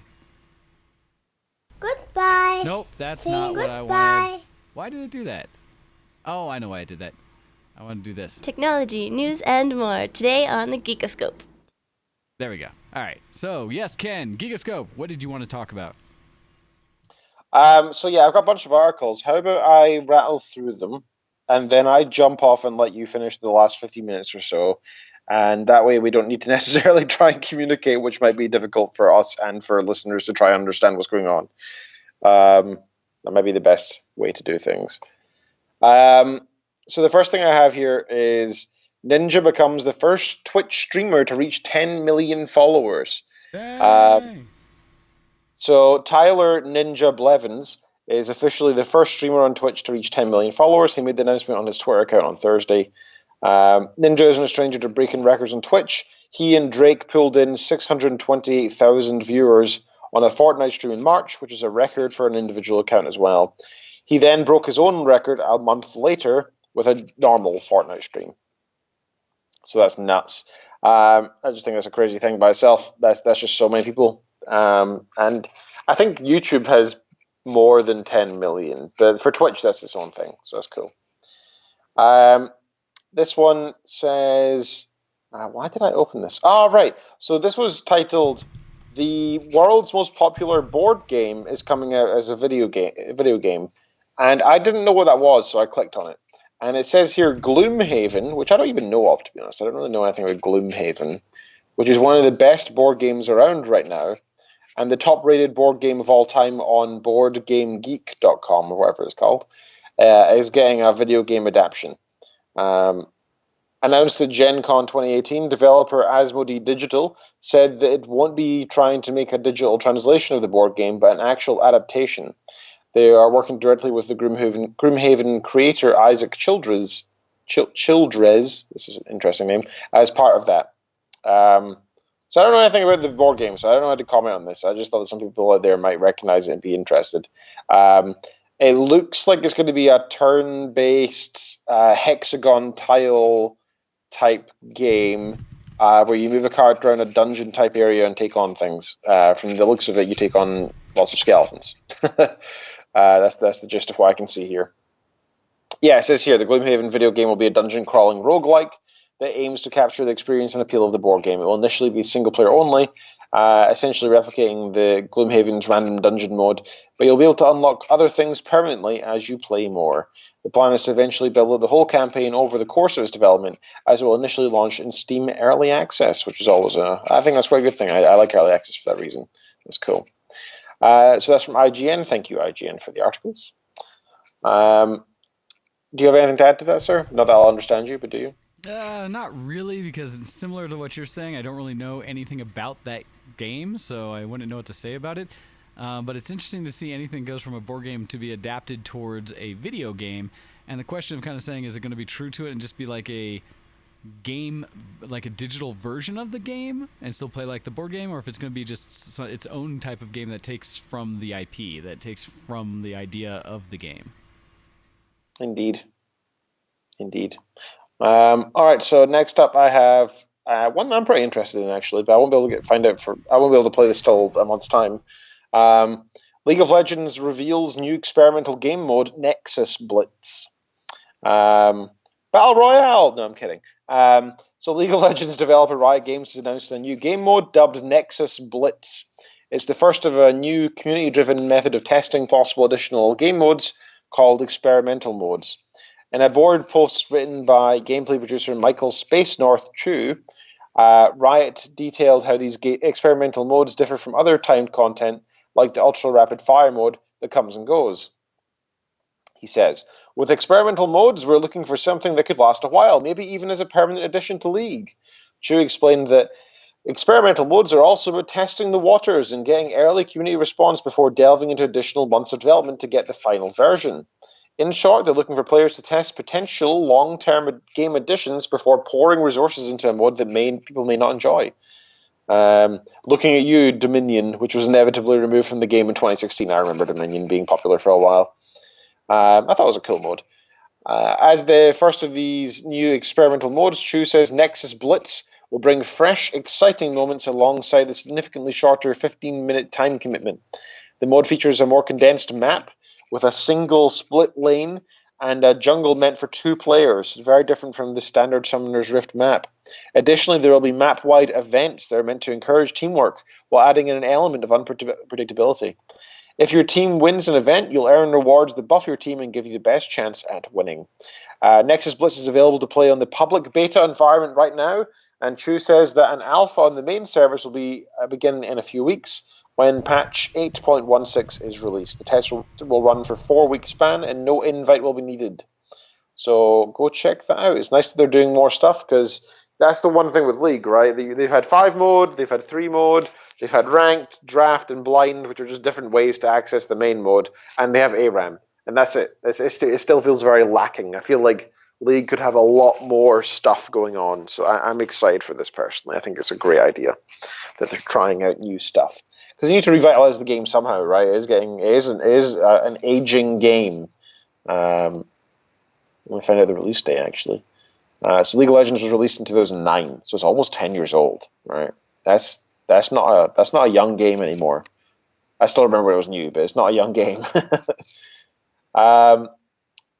Do you have anything to say for that? Are you excited for that, sir? Oh, it's always neat to see new modes, especially in League, since I still play it.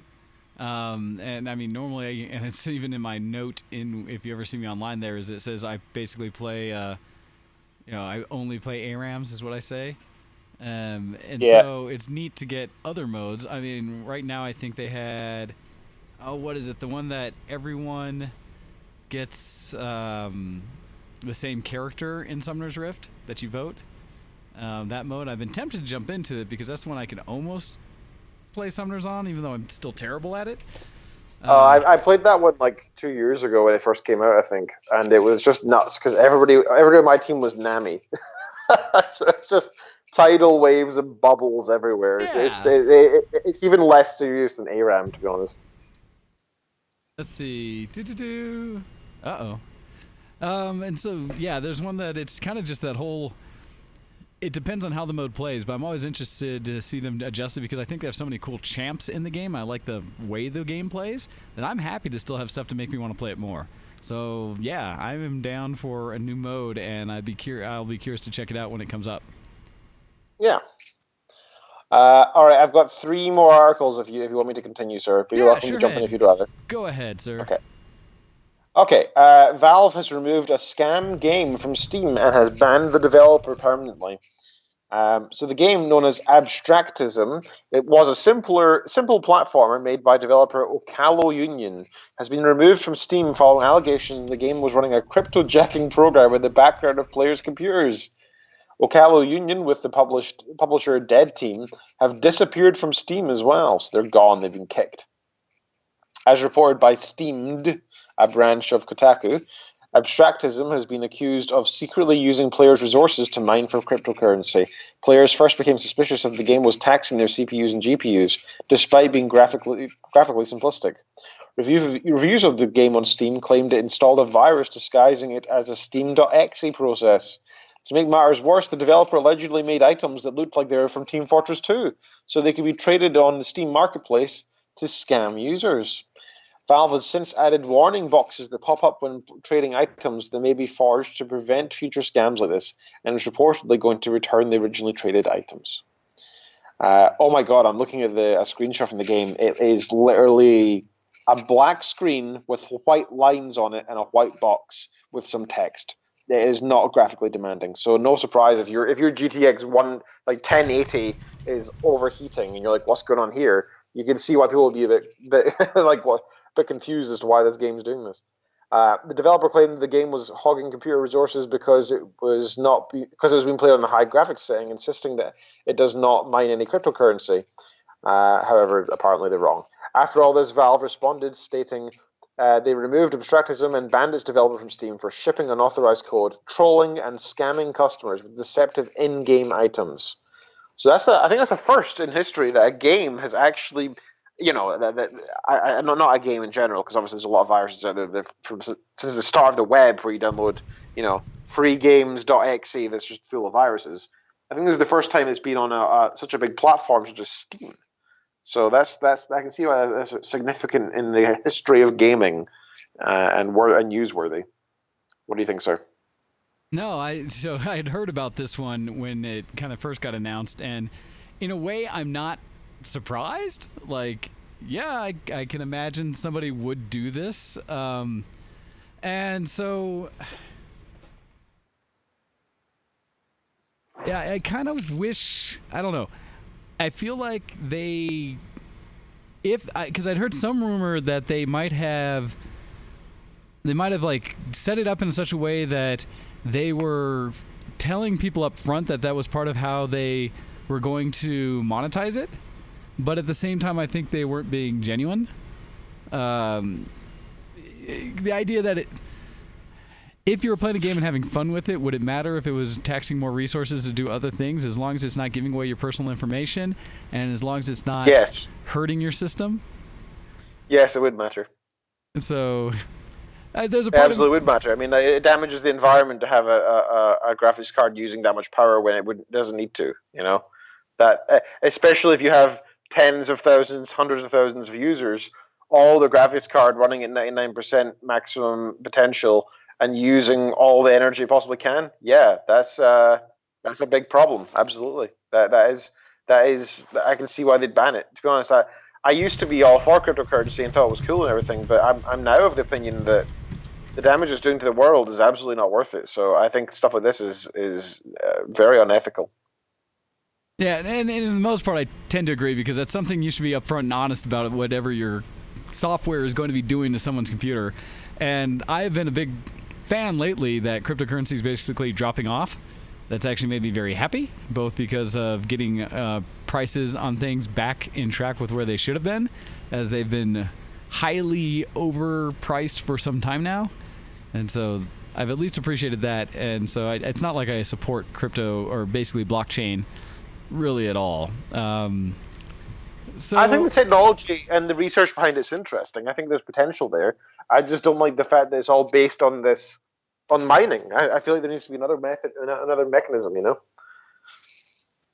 Well, but I mean, all that, it's hard because blockchain really is just outsourcing or kind of, it's been done for so many different projects, but allowing everybody's computers to do some work like you would with a supercomputer or what you would do with a computer farm, but spread it out amongst everyone's computers out in the world that want to be a part of it. Because, I mean, it's still happening in big server farms every day. That's how we do cloud computing. That's how, computational tasks that include things like rendering graphics and movies and stuff like that. That's how it's all done, is through server farms. And so blockchain is really just farming that effort out to multiple smaller computers. So I don't know if it's really that different. I mean, environmental cause that you talk about, I mean, except for the lack of efficiency in some cases, I think it's similar to what work you would do anyways if you're trying to accomplish a task. But cryptocurrency itself, I think, is thankfully dying in a way, so that because it's such a fake process, you're not actually solving a greater good in any way. It's not like when you're doing Folding at Home or the SETI project or something like that. It's just trying to build bits towards some artificial currency. And so that's where I think it loses value, or why it's not a good thing, if you will. That's fair enough. So yeah, Valve has removed the developer due to it mining stuff on people's systems without them knowing, and I think that's a good thing. Yes. And so does Wayne. All right, cool. I've got two more, but I'm wary of time, so I'll rush through this one, and the next one I think we both will want to talk about anyway. All right, go ahead and do that. I'm going to check my 3D print as we go, so go ahead and... Sure. Epic Games and McFarlane Toys to release Fortnite figures. So they're going to be releasing a bunch of characters or toys or plushies or whatever available based on the Fortnite game characters. So that's a thing now. It makes sense. They're going to make so much money. I mean, if they start monetizing this in a Star Wars-esque fashion, they think they're rich now. I imagine this could be bank for them. So good for them doing this, because I imagine this stuff's already out there. This is just actually working now. So that's good for them, I guess. But at the same time, I think this is going to be cancerous, just like all the Minecraft stuff everywhere now. When Minecraft first came out, and I remember being this sort of small geeky thing online, being great fun for like a year, and then suddenly all the kids picked it up, and that was fine. I think it was a great thing for kids to play as well. But then the merchandise was everywhere, and even now you still see kids walking around with Minecraft creeper bags and T-shirts, and you're like, oh Jesus, it's just everywhere. Okay, so for the last topic I wanted to bring up, and the one that I thought that Wayne would be really interested in discussing as well, World of Warcraft's pre-battle for Azeroth in-game event and cinematics. All this stuff going on just now with World of Warcraft has been pretty interesting. So, first of all, sir, have you seen Warbringers Sylvanas, the little short? I have not seen the short. I am aware of it. I know kind of some of what occurs in it, but I have not actually watched it, because I'd read some of the controversy about it, but I have not checked it out for myself yet. Okay, you need to sit down and watch. Have you seen the Jaina one? Have you seen Jaina's Battle for Azeroth? I haven't seen any of the new stuff. I haven't seen any of the stuff for Battle of Azeroth yet. Oh my god. Oh, dude. Okay. So the two Warbringers ones with Jaina and Sylvanas, they're sort of this cartoon-esque, well, not cartoon, this sort of hand-drawn not CGI approach they've been doing recently. Oh. It's one, a good way to save money, but two, it's also it's kind of its own beautiful artsy thing, which is unique. And admittedly, I prefer the CGI, but it's cool. And I was vaguely happy with them. I thought they were okay. Sylvanas is one. Oh my god, I don't want to give away spoilers here, but holy crap, you'll be shocked with what happens in it. Then finally, they just released, I think yesterday, 2 days ago, a new one. Let me get the name of it up. I can tell you. I'm trying not to give any spoilers. You see, the World of Warcraft cinematic Old Soldier. It's a CGI, and it's oh my god, it's beautiful. Check it out. It properly makes trolls look cool in it for the first time ever, and it gives some insight into the characters and the development and what's going on with the Horde right now and in the story. And because I don't know if I'm happy with the story overall, but I think the cinematics in general are awesome, regardless of the story. I'm a little bit upset with the story, to be honest, but we can talk about that maybe next week. Yes, we'll use this as an opportunity to let everyone know they need to go check it out, and then next time we're all on together, we can have a conversation about it. Because am curious. I need to see it myself because I have heard, like I said, I've heard all about it, and I have my initial thoughts based on what I've heard, and so I do kind of want to know better what others out there are thinking, because most of our fans have at some point spent a lot of good time in World of Warcraft, and this is kind of going back to the roots in a lot of ways. And so I would love to have that conversation, because even though I didn't play it as strong as a lot of people, and I don't know all of the backstory and stuff behind it, I know enough that I think it would be a fun conversation.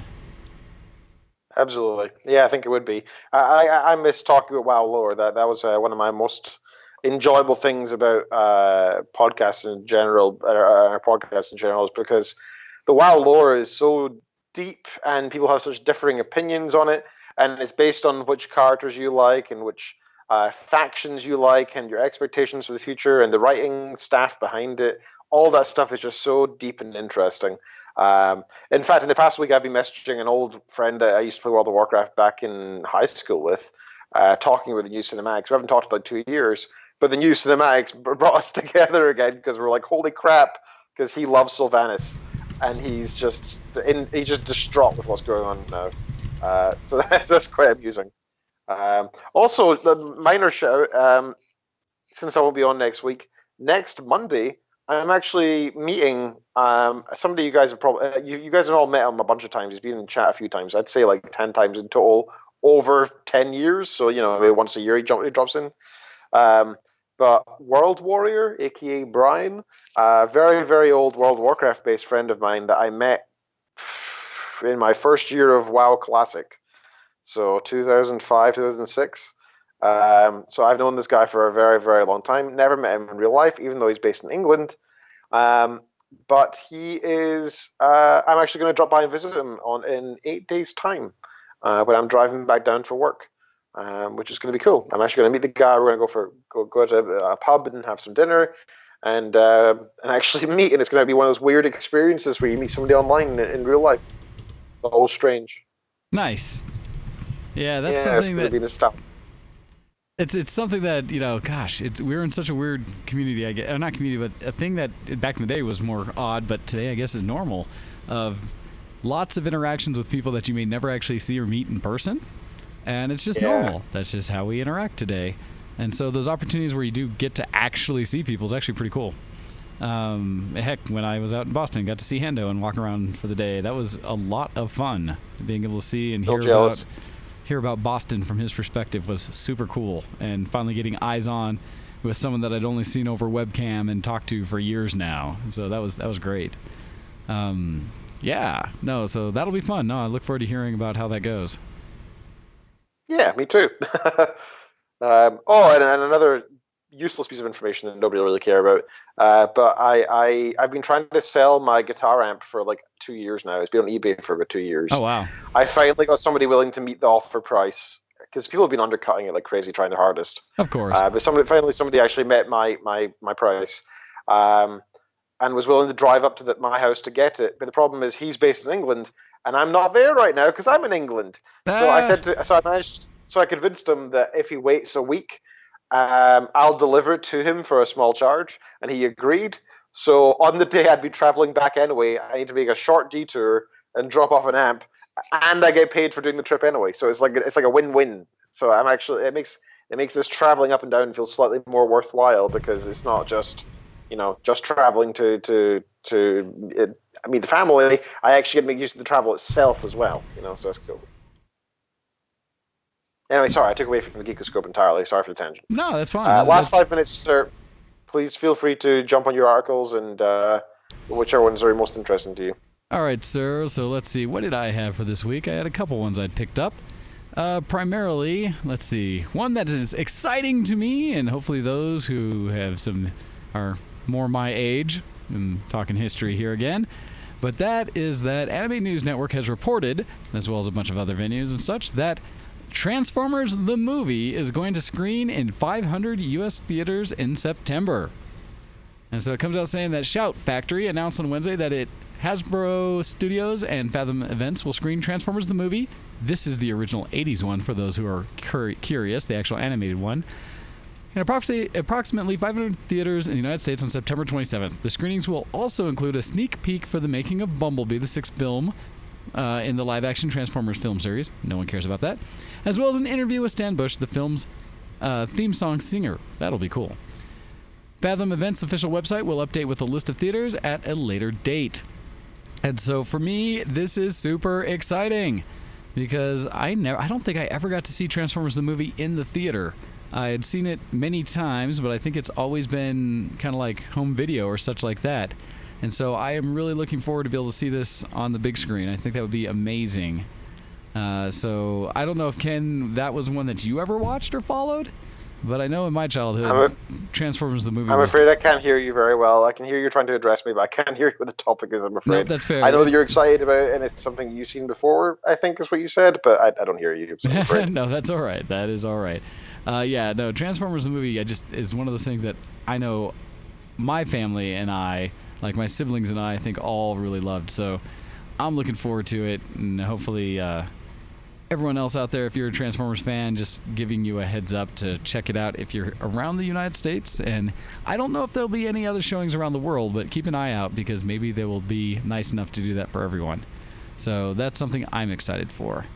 All right, beyond that, my other one that I have in here, and this one's a little more, I don't know how to react to this, but the FCC has sided with Google Fiber over Comcast with a new pro-competition rule. And this is where I'm a little uncertain because it's the FCC right now headed by Aja whatever, who is basically evil and has destroyed net neutrality. But let's see what he says here. It says the Federal Communications Commission today approved new rules that could let Google Fiber and other new internet service providers gain faster access to utility poles. The FCC's One Touch Make Ready (OTMR) rules will let companies attach wires to utility poles without waiting for the other users of the pole to move their own wires. Google Fiber says its deployment has stalled in multiple cities because Comcast and AT&T take a long time to get poles ready for new attachers. One Touch Make Ready rules let the new attachers make all the necessary wire adjustments themselves. Comcast urged the FCC to, quote, reject One Touch Make Ready proposals which inure solely to the benefit of new entrants while unnecessarily risking harm to existing attachers and their customers. The FCC chairman, Ajat Pai, rejected this argument, saying the startups are unnecessarily delayed when they have to wait for incumbent ISPs before hanging wires. He said, quote, for a competitive entrant, especially a small company, breaking into the market can be hard, if not impossible, if your business plan relies on other entities to make room for you on those poles. Today, a broadband provider that wants to attach fiber or other equipment to a pole must first wait for and pay for each existing attacher to sequentially move existing equipment and wires. This can take months, and the bill for multiple truck rolls adds up. For companies of any size, pole attachment problems represent one of the biggest barriers to broadband deployment.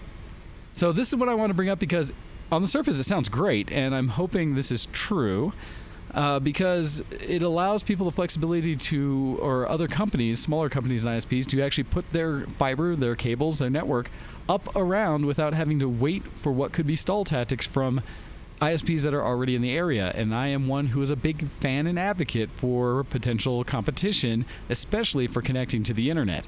I have found too many places, in Denver and Colorado as a whole is one of them, where there is an assumption of competition and fair, like examples of what ISPs you can connect to, but in reality there tends to be only one or two in an area, and in most cases really only one.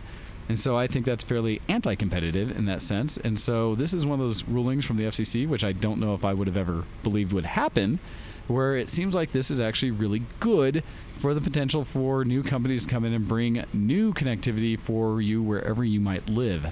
And so hopefully that'll happen. I know I've been a fan of wanting Google Fiber to come into the area for some time now, because I think Comcast needs some competition here, especially since their business fiber options cost in the range of $400 a month for gigabit connection.